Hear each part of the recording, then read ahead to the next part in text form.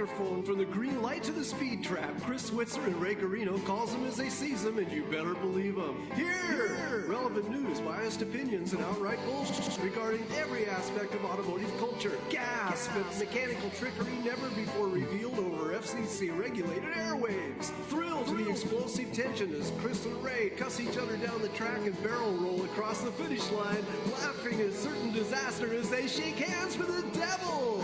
All that and much more this Sunday at high noon on the Motormouth Radio Hour. Call in and speak live with the Wizards of Speed and live feed, Chris Switzer and Ray Garino. Bring the whole family. Kids under 12 get in free. Every Sunday at noon on WHPC. Take the Long Island Expressway to the Meadowbrook Parkway and look for the sign saying no parking on the expressway and no express service on the parkway.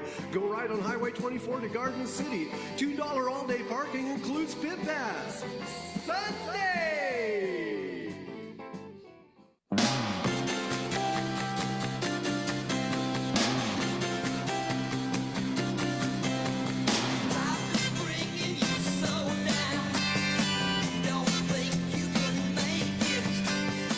You may not be able to make it. You could break it or fake it if you want to, because you've tuned into Long Island's only automotive car show, Motormouth Radio, with your hosts, Ray Guarino and Chris Switzer. Here we are again. Chris, to do a rousing... What are you shaking your head for? You got flies going around you? What are you playing? The Bay City Rollers? Who's that? That's Paul Revere and the Raiders. Oh. Okay. That was Paul Revere and the Raiders from sometime in the 60s. Yeah, some distant time in the 60s. Wow, I didn't even know what that was. I know. Wow. If it's not the hit, I don't know it. I know. Well, that was kind of big back then. That was a big to-do back then. It was a yeehaw, what are we doing kind of... What was the name of that little ditty? Mr. Sun, Mr. Moon. Just like they sang. You know, I've seen it on I remember seeing the title on like a Hot 100 list, but I don't recall the song. Let's see. Very 60s, right? Oh yeah. It almost has like a 70s little vibe to it going on. Like the Partridge Family, maybe? Yes. Yep. Yeah. Oh. And then we have the transitional coda here. You know, so, yeah, fun stuff. You know, older music is great. Just like older people are a lot of fun to hang out with. You youngsters, you'll find out you'll learn a lot from us oldsters.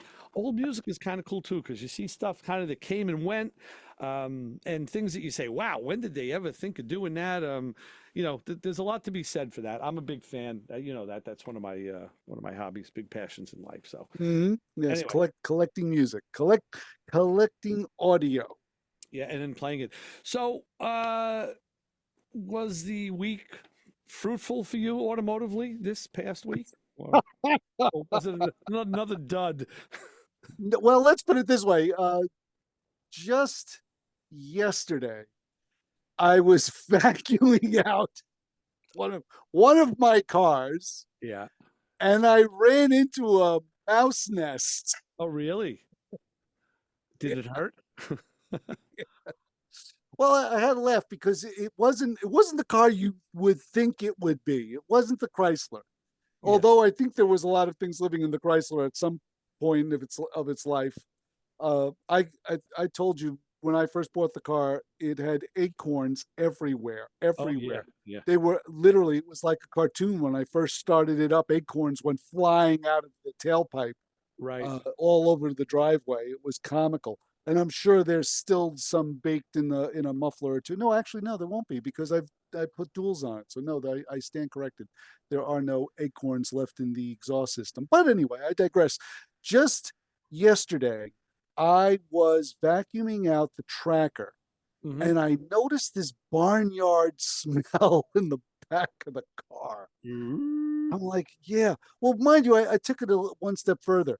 When I first purchased this thing, someone who owned it before me had spilled latex paint on the back of the rear seat. Like they had the rear seat folded down and a can of latex paint on it. Well, that spilled all over the carpet, ran all down the edge of the seat, ran all into the back and onto the gray carpet on the floor of the truck. So I was trying to clean it, and mind you, it does not come out. I've tried everything. Of course, it was dry. Obviously, whoever did this just allowed it to dry onto the carpet. All So right. now it's impossible to get it out. So Last what? last time you told this story, somebody called. So let's keep that drying while we Oh, okay, we go to the I can't see phones the and light. say, "Hi, caller, you're on with the Motor Mouths. You have a paint story?" Yeah, I'm calling for different reasons. You guys know about Fiat Spider, I do. Yes, I own Yeah. one. Who are we speaking to? 1979. Right. I have for about 6 months that I haven't started. Now Okay. I try to start it, doesn't go. What do you think? I got gas and everything. Okay. Well, first of all, who are we speaking to? What's your name? My name is John Hi, Montemouth. Okay, John. hi, John. Monkey. Oh yeah, Rita's husband. Yeah. Got it. Hi, John. Okay. We well, it hasn't started in 6 months. You like okay, so it cranks over. The battery is good. Yes. Oh, battery is good. It's gonna start, doesn't start. Okay. I put some spray to start it. I put a little gasoline in the carburetor, but nothing's going. And it's not going. Okay, you need to determine what you have and what you don't have. So you need to have obviously compression, you need fuel, you need spark, and you need bang. So if usually when you hit it with some ether, it'll induce it to fire if you have spark. Yeah. So maybe you're missing out on the spark part. Yep, You may I not would have say ignition. spark. You think I should change the spark plug? Well, no, not the plugs themselves. I would, I would take a wire, or you could take a spark plug out, put the wire back on, put the wire back on it, and then hold that spark plug about a half inch, by the engine, and then have someone crank the engine and see if the plug sparks. And if it does spark, then you have to look at the color of the spark, see if it's hotter, or weak. If there's no spark, then you have to go look down. You have to troubleshoot. Is it an ignition coil? That car in '79 has a GM 4-pin module that's on the a GM 4-pin died. module on the fender well, on the right side fender well where the ignition coil is. Right under that, you'll see this 4-pin module. That's a big source of failure, but readily available now because you just need a GM part. And then it's electronic distributors, a reluctor, and magnetic pickup.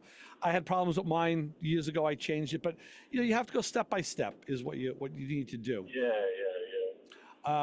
So see if you have spark. I think you may not have spark. What happened was that I was leaking gas from the hose that going into the motor. The fuel pump was the hose from the fuel pump going to the engine. It broke. Okay. So I replaced that. Sure. Maybe there was no gas for a little while, and now maybe it doesn't go. I don't know. Maybe that's what I think. No, I mean when you replace the hose, that's a standard thing to do. As soon as you crank the engine and the pump works again, it'll supply fuel up to the carburetor. I keep on pushing gas in there. Usually started right away. Right. Now this time it doesn't start. I don't know. That's why I think something else is maybe amiss.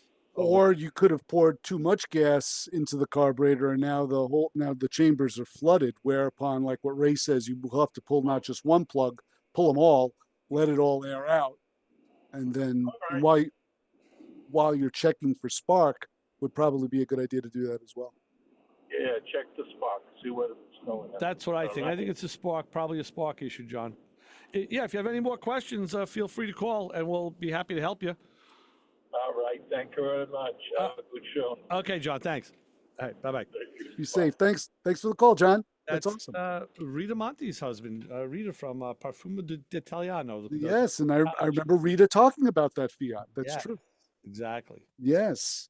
516-572-7440. I haven't said that number in a while, but you just to say, yeah, I found a kind of like that paint that was all over the back seat just wouldn't come out.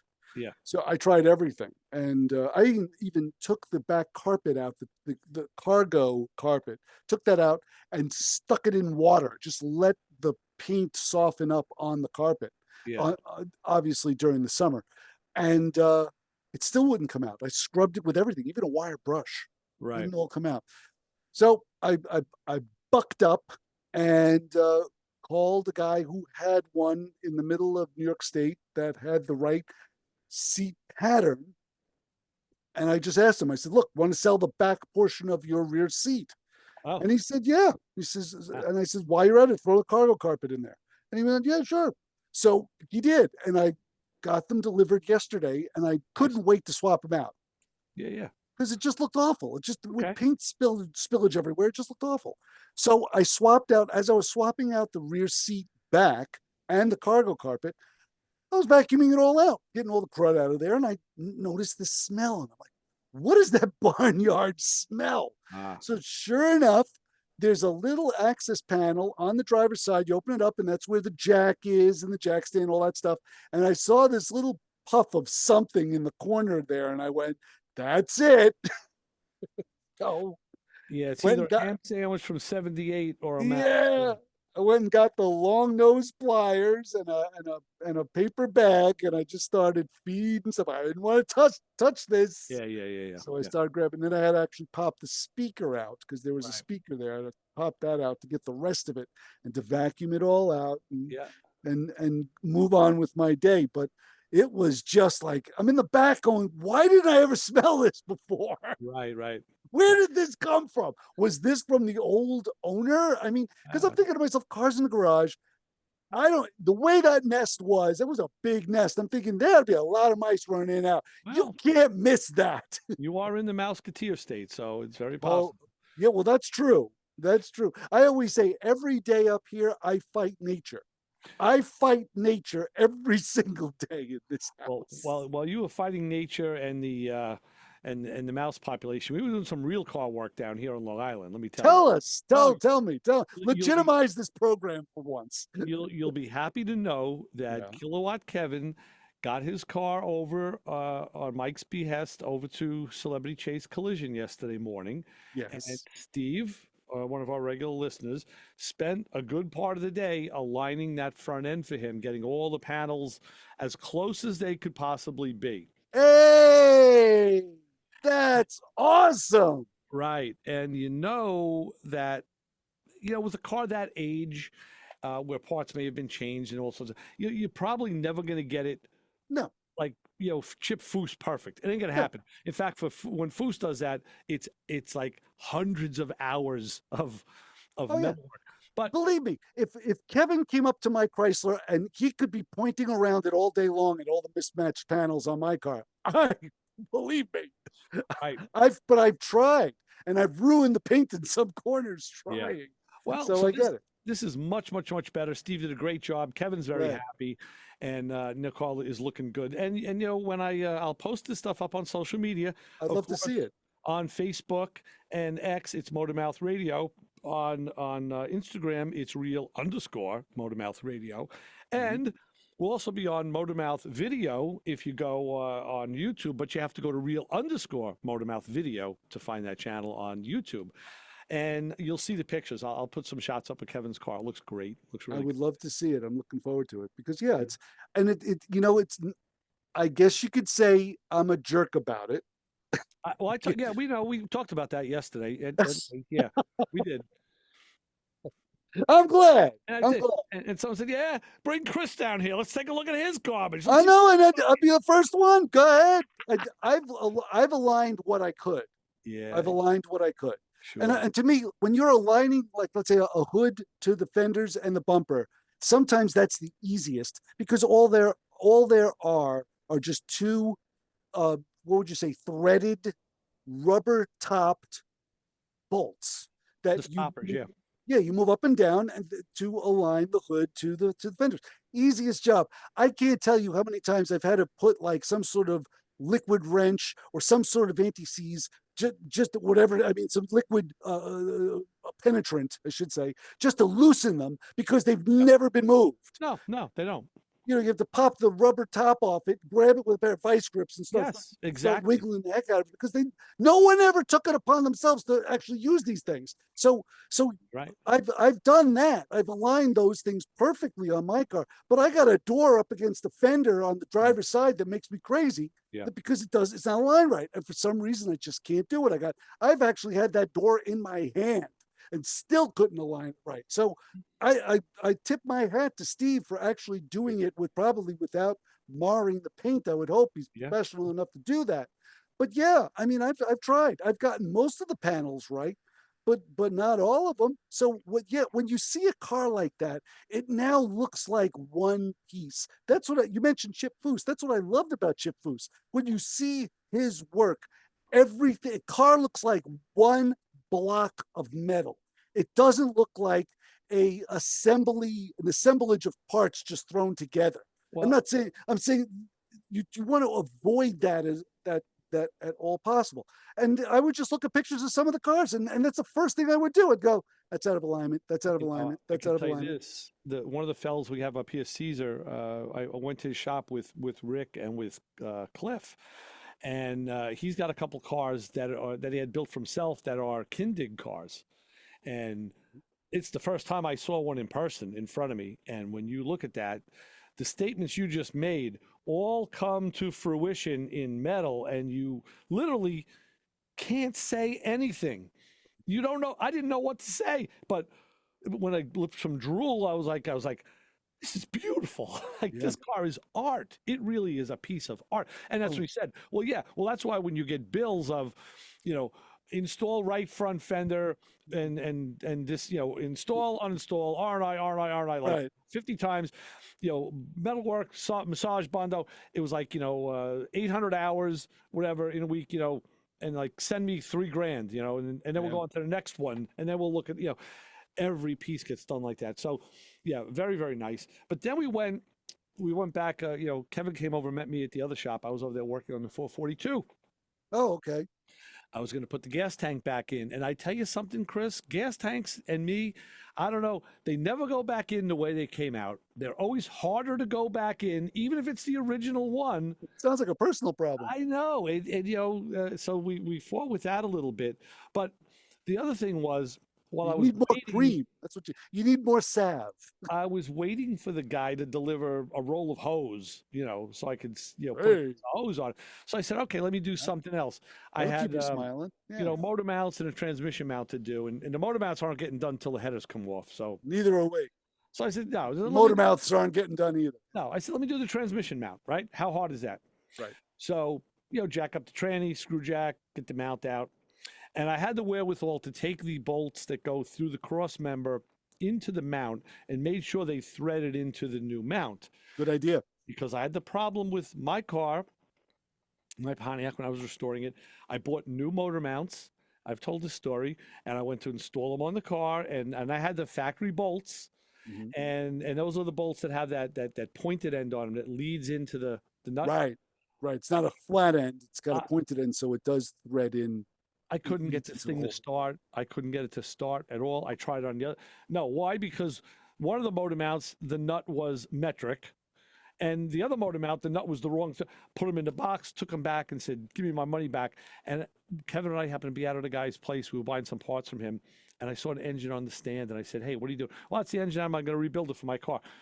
I said, what are you doing with the motor mounts? You going to change those too? He goes, oh, yeah. I didn't take them off the motor. I said, do you want to sell them? And he says, sell them? He goes, they're old. I'm going to throw them out. I'm like, yeah, but they look like they're in pretty good shape. He goes, oh, they're usable. I said, want to sell them? He goes, what do you give me? So I give you $20. And I did. I gave him $20 for the used motor mounts, and that's what's in my car now. That's what's in your car now. They fit, and they worked. So what happened with the transmission mount of the olds, you say? What happened with the transmission mount in the olds, I say? I'm glad you asked. The bolts fit into the threads. Then I go to bolt it to the tranny, and I put one of the 5/8 bolts in, and I look, and I can't get the other one in. Why? Because the mount is too short. The bolt spread was wrong. Right. I was like, it's the wrong freaking mount. It's a Turbo 400. They put these in everything that GM ever made, right? I don't know what they sent, the Power Glide mount? I don't know what they sent. So This is the problem that we are having, but as a Exactly. generation, Right. this is the problems that we are having because, you remember the old days where, like you say, and a legit lament, you say, you, it's a 400 transmission mount. They're everywhere. Why Right. can? But if you think about it, there's whomever put that thing in a box. Probably you have a wallet older than they are, so Yeah. Right. they don't know. They don't, and it's not because they're stupid. It's just that they're not aware of those parts and that transmission.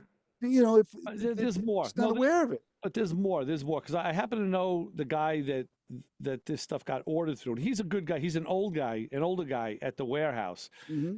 I think it was boxed wrong. I think that somewhere along the line they put the wrong part in the right box, and the part number is probably correct, but it's the wrong part in the box. Yeah, And that's that the could other very well side of be. the scale. So now that's sitting there now, dead in the water waiting for a mount. Yeah, we'll get to it this week, I guess. So, there you So go. There's all the stuff that you run into though, real time when you're trying to work on a car. And I said, now, like you talk about it all the time. Well, what if you had to take that car out? What if you had to go? Yeah, you could yep, bolt the old mount in. It's nice to be able to leave the cross member unbolted and at a place and take the screwdriver because the car isn't going anywhere. It's on the lift. It's living there. right. But like you had said many times, if that car had to go out for whatever reason, either to be parked outside or driven, taken wherever, you'd have to put the old one back in and then just do that job twice. Yep. Do it again. And I had to do that with my wife's Mazda. I mean, take the Yeah. top of the motor off more times than I wanted to because I had to get the right combination of parts to take care of that engine code that I had Sure. and while waiting for the new parts to arrive. Yeah. So yeah. And speaking of which, I had to change the serpentine belt Okay. on the Mazda, and I went and got the long Oh, you're right. serpentine belt idler pulley tool. Yeah, you're gonna go to Harbor Break Freight, right? Went to Harbor Freight, $20. Okay. Great, wonderful tool. Okay. The only bad thing Mm. was that the tool was, how can I say this without smiling? Ray, Yeah. my tool was too long. Oh, really? Yeah. Wow. Yeah. That's an interesting conundrum to be in. Isn't that a problem that Yeah, everybody yeah, should have, right? yeah. Well, did you wax Yeah. the teeth off it? I was thinking about it. Oh, okay. That's you got to Here's what happened. yeah. What The- happened? I was able to with that breaker tool, I was able to get the old belt off Okay. because the new belt is not stretched. Obviously, the new belt when I brought the tool down would hit the top of the radiator shroud, Oh, yeah, yeah. so it wasn't bringing the idler pulley to its full extent that I can hang the belt Yeah, on it. yeah, yeah. It was Gotcha. just Now, shy. was it you I was talking to, or someone else about changing the idler pulley on their car? I think it might have been you. I did. I actually replaced the idler So pulley it as is a well. new idler pulley, and you still Yes. have the rain. Oh, okay. Okay. So I go and research it. Yeah. And one guy who worked on this exact model vehicle actually cut a gouge in the radiator shroud, Gave himself the clearance, Clarence. gave himself the Right. clearance to bring that tool down into the gouge so he Well, can hang the belt on it. And yeah. I'm thinking to myself, yeah, I'm not doing that. No, the other thing is, I mean, I know you have the long tool and it's great for the leverage, but that's the time to go back in the box and get something that's shorter, like maybe a 2-foot breaker bar. Well, here's what I did do. Okay.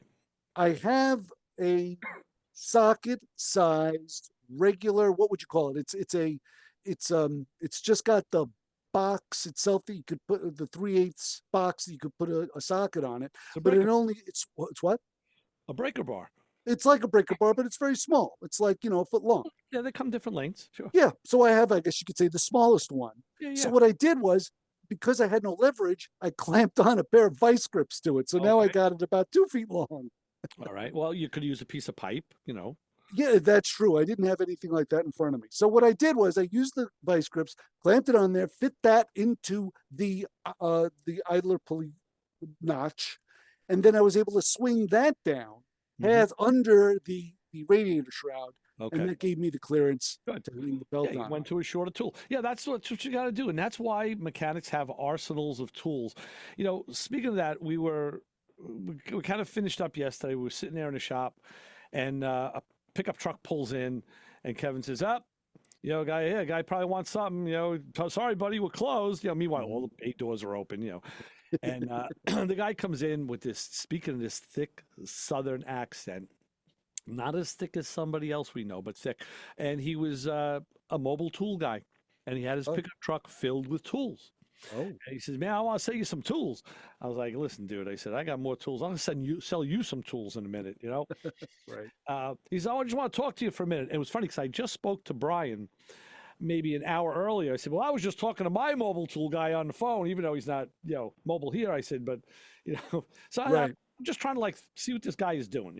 So if I said, "Well, come on out to the truck," I'm like, "Oh boy." Here we go. Let, So let the go games out, begin. and he had a pickup truck with the tonneau cover up, and his back of his bed was filled with tools.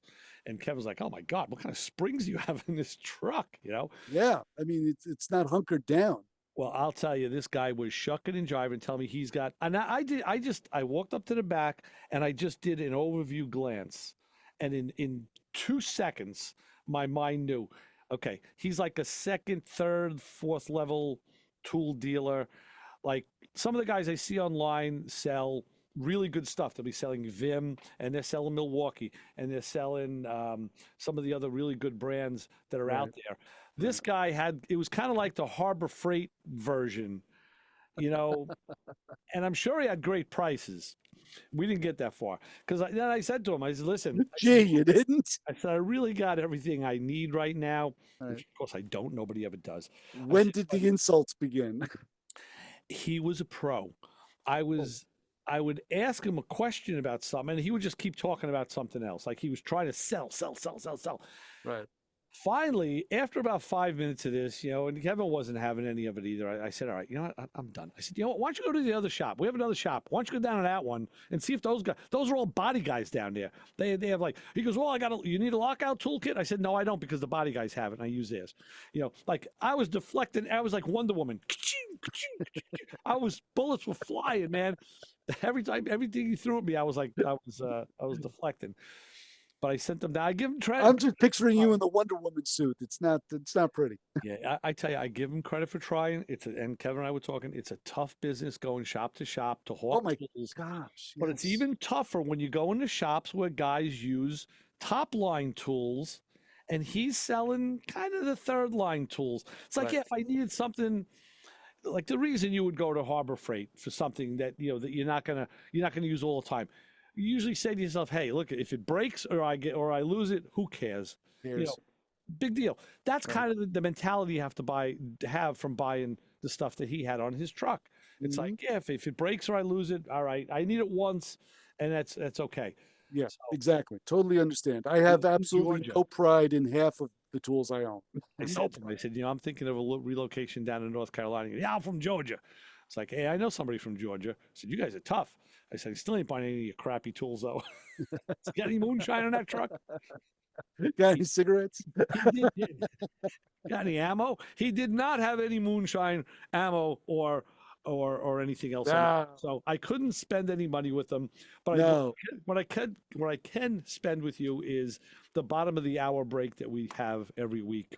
Oh, how nice. So let me tell you that first we talk about the weather. That's all we've been talking about is the weather. Mhm. And this forecast is powered by Pantano's Gourmet with locations in Hewlett and Uniondale. Today, yeah, it was cloudy a little bit in the morning. They said chance of showers, that's later. Right now, I look out WHPC weather window. Hold on. What do you see? It is cloudy. It's a little cloudy, but I can see some blue sky. So it's half and half. It's kind of menza. Got it. It's beautiful right now. It was in the 80s on the way in to the station. They say this afternoon we have some spotty showers around 3:30, and then partly cloudy early tonight with increasing clouds with increasing dark, which will lead to more periods of lightness in the morning. That's Very what good. Yes. Very clever of you. Yes. it is, right? And also, I have to ask you if you're a proud member of the NCC, Nassau Community College alumni. And if you are, No. or if you aren't, No, I'm you not. can find out more about the Nassau Community College Alumni Association by visiting ncc.edu/Guns N' Roses. No, /alumni.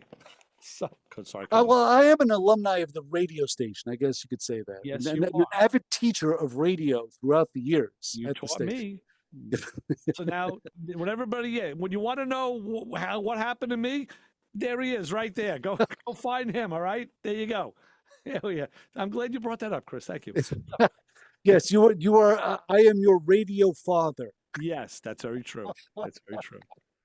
That's very true. Now go do the dishes and rake the lawn. Do we have it on a group of the hour? I'm afraid we do right here on this fine, upstanding Sunday at Motormouth Radio. We do.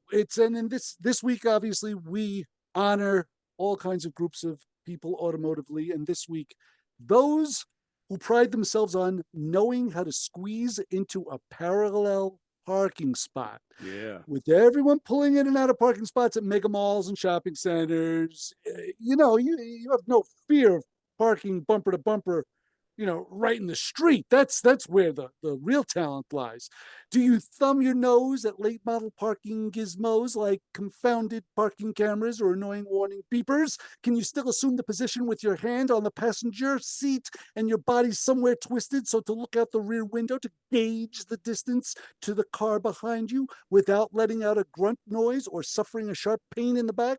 Well, if you still have the fortitude to swing a vehicle between two parked cars in a street without busting a taillight, suffering some premium wheel curb rash, or knocking innocent bystanders off the sidewalk, then you are part of the Motormouth Radio on the Group of the Hour this week.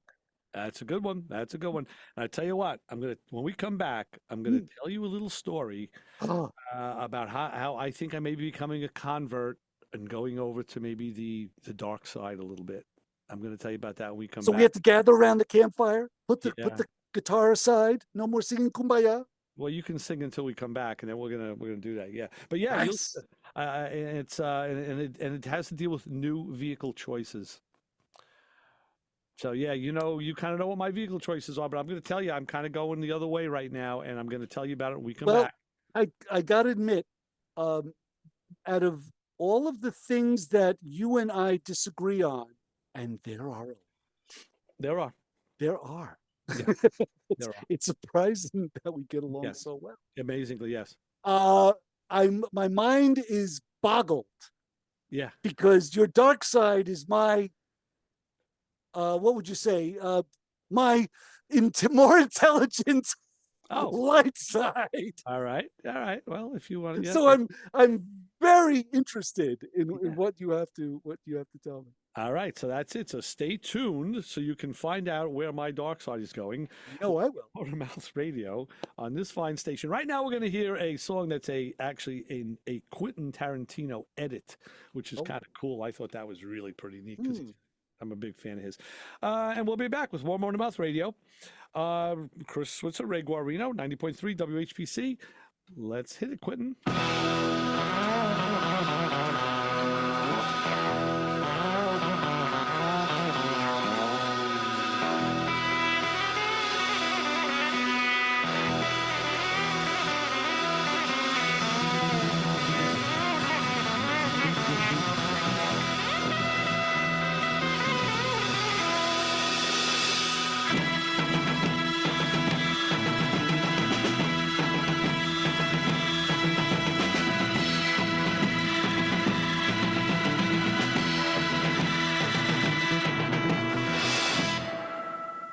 With answers to your car questions. Give us a call at 516-572-7440. Oh, I should have said the Motormouth thing. This show on 90.3 WHPC is brought to you by CarStar Celebrity Chase Collision, with 2 locations in Limerick and Oceanside, who remind you that New York state law says you always have the right to choose which shop will fix your car. CarStar Celebrity Chase Collision offers a full range of services, 24-hour towing between Montauk and Manhattan, shuttle service, and they can help you with a rental car arrangement if needed. All repairs include the CarStar lifetime nationwide warranty, ensuring that the experts at Celebrity Chase Collision are always on your side. Y sí, hablamos español. More information is available at 516-593-0920 or online at celebritychasecollision.com.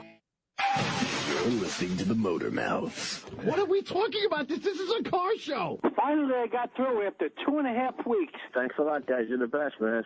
Motor Mouth. Is this the radio program where automotive enthusiasts can be spoken down to? Are we on the air now? I turned on PMN and I heard you guys on there.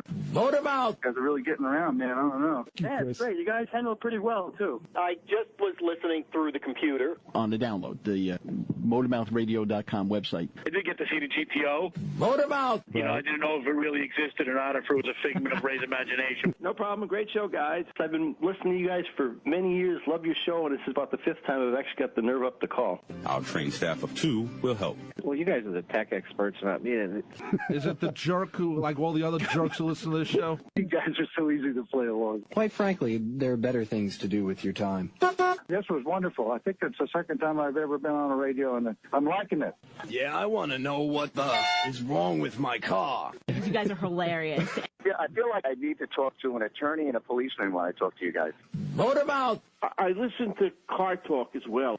Glad to be here. Sounds like a lot of fun. You know, like after calling you guys, I'm probably going to blow out another brake line or two in the next week. There are answers, sometimes correct ones, and we may have them.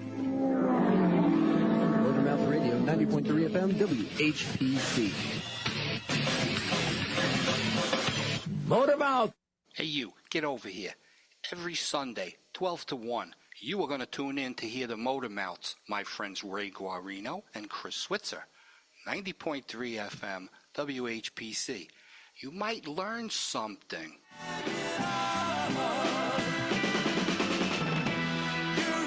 Yeah, you really don't need us. Oh, yeah. We just keep you hanging on. Hanging on. And some of you keep coming back. So as long as you're coming back, we'll keep you hanging on, and then we'll do that. And you know what? Isaac from Arizona said, hearing Chassis John is one of the highlights of his week. When I tell you that little drop from John, I happen to agree. Yes, it tips our hat to a friend who is well missed. Yes, we did something. This is just a little outside of what I was teasing before. We made history. I think we made some. Well, in our group, we made a little bit of internet kind of history. Thursday night, we're doing Playing Traffic, right? Right. I saw a little bit of it. I saw a tail end of it. Yeah. And the the Republican shook my head a lot. Just shook my head a lot. Sure. So the RNC was on. They were doing their thing, and Brian was watching a little bit. We signed off, and then each of us wanted to see, Isaac and Brian and myself wanted to see what was going on. So we all kind of switched on our TVs. We watched TV together while we were on the meeting together. So we're all sitting there watching our TVs. And the thing we found out was Brian and I had about the same, the feed about the same time. We're both East Coast. Right. But Isaac in Arizona was like a minute or more behind. Oh, wow. It was a lag. So I said, yeah, they put you guys on delay because they know how you Arizonans are. But it was funny because they would say something that was good or funny, and then we would like drop it on like, oh, well, you'll hear about that in about a minute. Don't worry. So I was asking Brian to pass the popcorn and all the funny things. So it was kind of funny. We just sat and watched TV together. When have you ever done that with your buddies on a computer? No, never. And speaking of which, I saw Isaac had a Motormouth Radio T-shirt. I thought that was hysterical. I was like, where'd you get that from? That was a while ago. I think I told you I was cleaning out one of the closets and found some of the old shirts. Right. Didn't have many, but he had asked one, so I sent him out one. I said, that's awesome. Yeah, I know. That was pretty cool. So that was awesome. That was a history. But wow. Very, very cool. Just to let you know, we're open for if your thumbs are still operating, you can text us here at Motormouth Radio 203-670-4127. I always say be like Matt Man Brian. Right. Exactly. So let me tell you what's changed me automotively. Oh gosh. Finally come to your senses, whatever it is. I don't know what it is, but I've said this for a while, where my wife is concerned, but I kind of like it too. This week we had 2 gas tanks out at Bill Carberry's shop, right? All right. The one from the 442 and the one from the Colony Park wagon. Oh, right, the wagon, yes. So it was time for them to be picked up. So Mike asked me, he says, listen, would you mind running out and picking up the gas tanks? So I instantly became Arnie Cunningham. Now I'm Arnie Cunningham because yesterday I was. So Friday, He says, why don't you do this? Did you have a blue 74 Caddy Coupe de Ville? Not, but it took a second to think to associate the name with the car. Okay. And the movie. I thought the car was red. No, it's blue. That Caddy was red. Well, whatever. Okay. No, the main car was red. Well, I know that. No. Scrap the Caddy. Scrap the Caddy. It was blue, white top, white gut. So Mike says to me, why don't we do this? Take my truck and, pick the tanks up and keep my truck overnight. I'll keep yours. He hung on to the FJ. He says, and then Saturday, we'll meet back at the shop and we'll make the exchange again and all that. And I said, okay, that's good. That's fine. That's we can do that. So Kevin and I did. We took Mike's truck. It's the new Maverick that he has. Oh, okay. It's a new Ford pickup truck. And it's a new Ford hybrid pickup truck. Oh, really? So let me tell you something. Oh, okay. I've always said my wife is the typical hybrid driver. She should have the hybrid. They designed them for her. Well, the truck had like 3/4 of a tank of gas in it. And as we drove, that needle didn't move. But you can see there's another needle that you think is a tack, but it shows you going from engine power to battery power. So as you let off the gas, you can get into the green. So you really start playing with driving. Sure. To keep it in the green. Regenerative braking. Let me tell you something. We ended up taking Ocean Parkway out, but we got stuck out by the salt shack.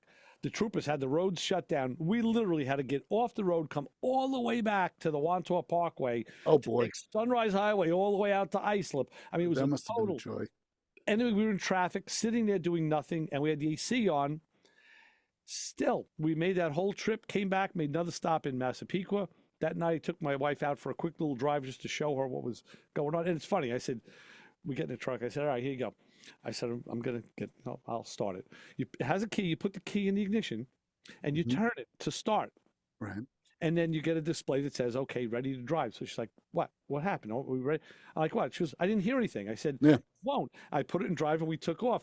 I don't know why you have to do this thing. It's like simulating starting, but it's silent. There's no noise. Mm-hmm. I could see myself having one of these trucks. This thing didn't use any gas, and it was comfortable, very comfortable to drive. It's a smaller size. The Maverick isn't a big pickup, but I don't need a big pickup anyway. I'm even talking about the cars. I think a car would be, beneficial. So I've crossed over to that hybrid, not the EV side, but to the hybrid side. And it really took driving one. The brakes were the most phenomenally responsive brakes I felt in my life. Mm-hmm. Not even the F1 car I drove had better brakes than this. Let me tell you. Yeah, something to be checked out. And I think it's going to be in the future. I believe it. I'm with you 100% on it. And we agreeing on this is monumental in itself. But my cousin Pat and Gladdy have a Ford Fusion. Okay. A 2021, I think it is. Right. And I have driven that car with the same impression that you have.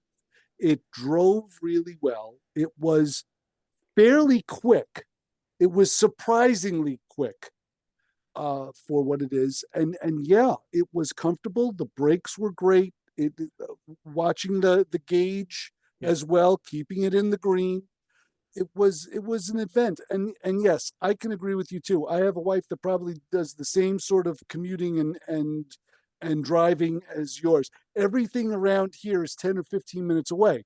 So you're always going 10 or 15 minutes in the vehicle, shutting it off, starting it up and coming 10 or 15 minutes back. It's always the case. No matter where we are in a 360-degree range, you can find everything you need here within 15, 20 minutes tops. So yeah, is that good for a regular internal combustion engine? Not really. You're still keeping it cold all the time. I mean, it does warm up, but it's not, you got to get them on the highway every once in a while. Not so with a hybrid. So yes, I can agree with you. I think our wives both do have the same driving lifestyle. I mean, I could use it too. And I want to look into this because Kevin and I were talking yesterday. We looked it over and said, I know that the EVs have specific tires that are designed for the higher mileage and all. And if Well, you don't because they replace, weigh so much. The EV weighs almost double the amount of a regular car. if you don't replace them with the specifically rated tires, you won't get the the range that you would get. Now, I wonder if the hybrids also have. It didn't look like anything special to me that I was think seeing. so. I wonder if they do. I don't know. Things I want to look into that I'm not aware of. So, but I was really surprised. I will say the only thing I can't agree with, because I really didn't test it, was this thing didn't feel overly peppy to me. But I wasn't really hitting that gas hard. I found myself trying to like really be conservative, go the other way. And I used cruise control on the highway, set it at 60 and just kind of cruised, and that was that. Whereas I could tell my FJ is a little more jumpy off the line. That car will, the FJ, even being a big thing that it is a little more, aggressive off the line. Right.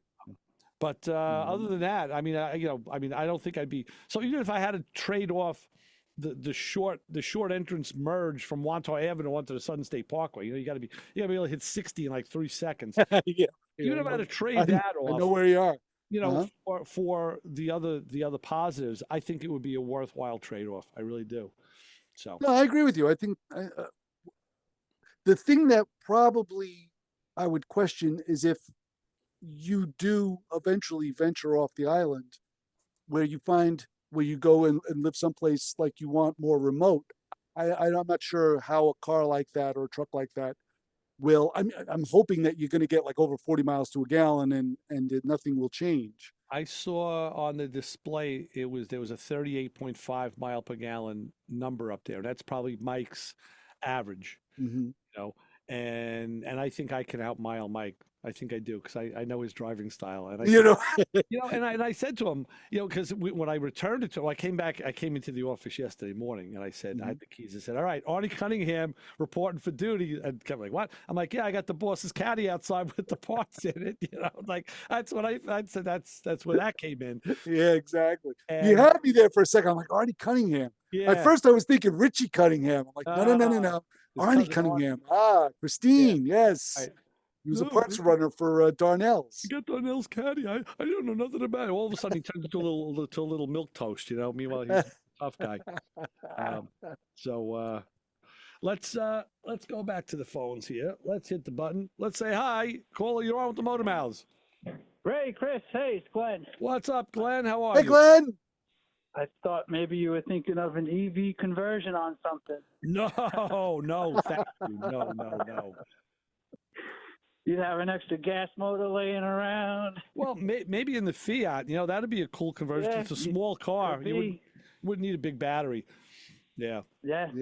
Could happen. But yeah, these new cars, I wouldn't know what to do. Or like you say, is it on? Right. Are we going? Yeah, and you do kind of get used to it fast. But the thing that when I brought it back, and I was telling Mike my story, he said, "Wow," he goes, "I got to tell you, driving that FJ," he goes, "it's like being in a Hummer." And he's right, because it really is designed like a Hummer. Everything is big, flat, square. It's a big clunky car. But like I told him, I said, knowing that thing gets such atrocious gas mileage, I was very conscious of how I drive it, and I drive it very gently. And I found out just by coasting more, this is how the hybrid gets the better mileage. If you coast to the light, you see that thing going to green. Well, it works with a gas vehicle too. If you don't have regenerative braking, but if you brake a little later, because you've scrubbed those speed by I actually got that. I've actually gotten 19 out of that FJ on the just combination driving, which is unheard of. The bigger the vehicle or these sport utilities, they're never known for great gas mileage. No. Or my V8 Explorer, and you're expecting under 10. Sure. That's a given. This thing is good for like 15, 16 all day. The FJ, if I drive it averagely. I have gotten it up a little higher. But so like I said, I could do well with a hybrid, I think, because I'm already in that mindset. But whatever. It was a cool experiment. I was glad to have the opportunity to spend some time in it. Test drive. Maybe next time I go away, maybe that's where I'll look to rent. See if I could rent one. Right. You never know. It's always like, could I rent it, borrow it? Right. I would be apprehensive based on distance. Well, it does have a gas. I couldn't. It does have a gas motor, Glenn, so you can fill it. Okay. Right. It's a hybrid. It's not. That's It's not an EV. It's a It's hybrid. got both. Yeah. Right. Yeah, like I couldn't see traveling and then sitting at like a rest stop and like, what are we going to do here for a half plus or Right. like 45 minutes For a charge, I would lose my mind. I'd be Right. like, we got to get back. Yeah.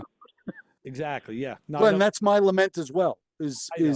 waiting to charge your EV. Yeah, and I've seen folks doing it, and there's like 2 charging stations, and I don't even stop for gas most times. I just usually quick bite to eat or the restroom, and I'm like, they're still there. I got to tell you, that last 2 trips we made to North Carolina, I drove straight through. You know, it was like, Yeah, and that's you it. can Yeah. do Right. it. Yeah, I'd usually stop to take a stretch break, whatever, quick break, or Yeah. just get out of the car for a bit. Yeah. Yeah. But yeah, Yeah, the well, we had to long stop for distance gas. So stopping for gas was, but it literally was like gas. You walk to and from the office, you're back in the car, you're driving again. It's like, that's it. trip- Yeah. Wow. Yeah. Yeah. I can't say that would be in my wheelhouse to have a strict EV, but you No. don't know what and all I could say is going forward, I hope we have choices no matter what. Like, Right. not. Oh, we will. EV. We will. There's, I think we will, and we'll constantly mess with gas engines and trying to make them run better. Or fix them, like you say. at least in our lifetime, we will. I think the car makers know that right now the EV thing is not going to fly, and the way to go is the hybrid, which we already have, and develop that a little more. It's no doubt, yeah, without a Better. doubt. So listen, did you get your windshield wipers working any better on the Camaro? So it's funny that video. Those wipers haven't moved in 20 plus years or more. Wow. And I said, I got to fix this. And I did what I did. And I said, well, wait a second. I found a good forum and I checked the motor and I said, oh, wow, the motor works. So I think I told you, I tried to take the switch apart and it's like that Bakelite material kind of came apart on me and then it cracked it. And I said, I can't fix this. No.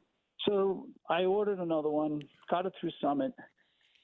I put it in, and it doesn't work. I said, this stinks. Huh. Well, I never put any of the connectors back on the motor. Well, that was half of it. Yeah, under the hood. Yeah, it's great. Yeah, I'm sitting there kicking myself. Oh, all that work for nothing. But so I do what I do, and I go back under the dash. Now the dash is messed up. Everything's cracked. It's old. So I connect it. I says, all right, now it should work. It doesn't work. Huh. So I brought a ground to the actual switch itself, not to the wiring. Right.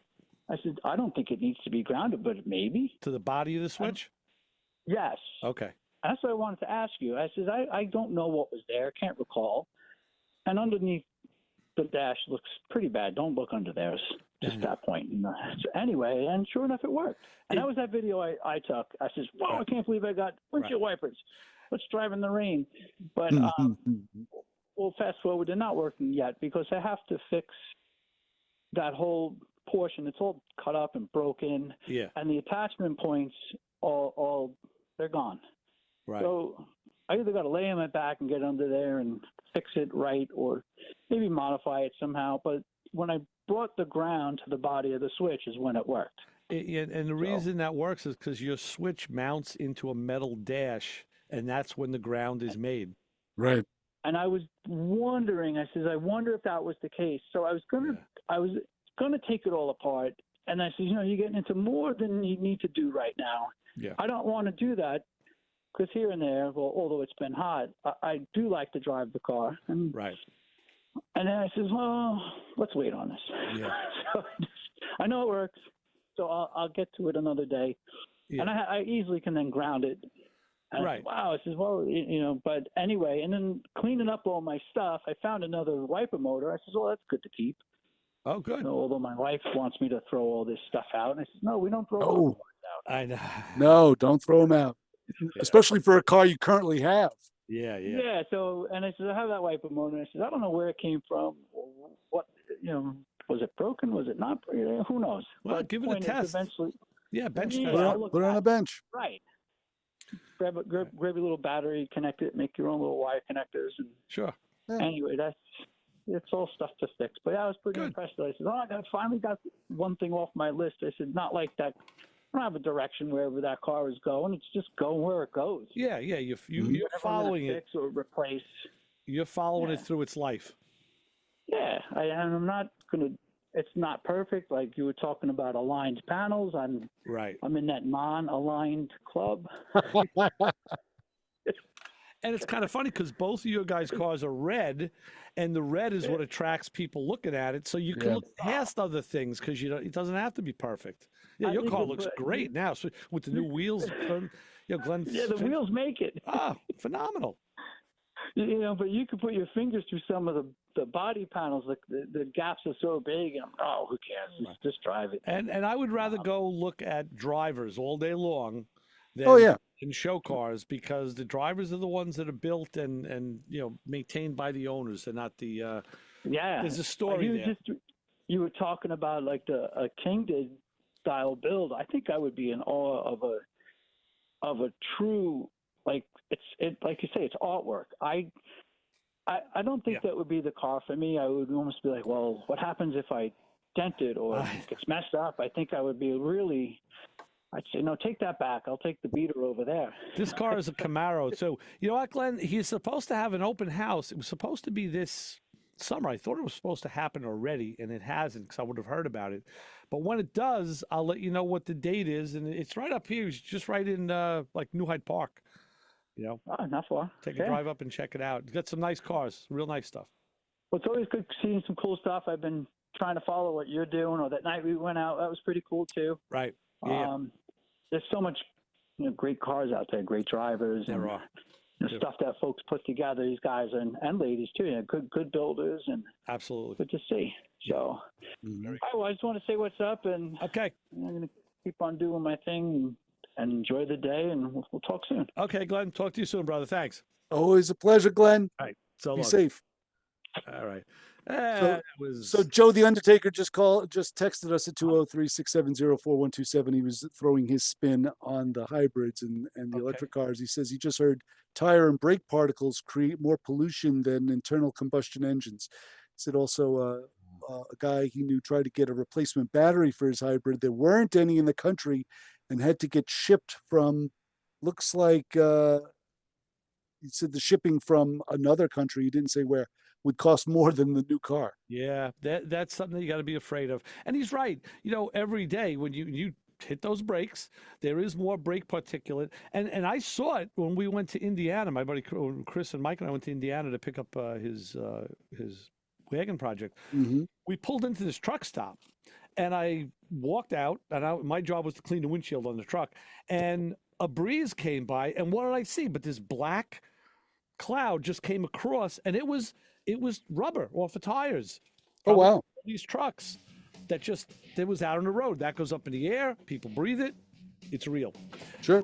What else is real is the top of the hour again. You know what that means? Kim is here. She's going to do her show, Thunder Road, Best of Springsteen and the Band, and everybody can enjoy that. It means we got to get the heck out of here, and I'm going to go home and make some AC crimp connectors for my podcast. Oh, that sounds like fun. So for Chris Switzer, Ray Guarino, we'll be back next week with more Motor Mouth Radio. We may have Mr. Carl Anthony with us next week. We'll see. Chris, what do I tell the folks out in the parking lot? Don't follow us home, especially if you have an EV. Because I can outrun you in the FJ. Right. All right. See you next week. 90.3 WHPC. See ya. Thank you both for listening. See you. Bye.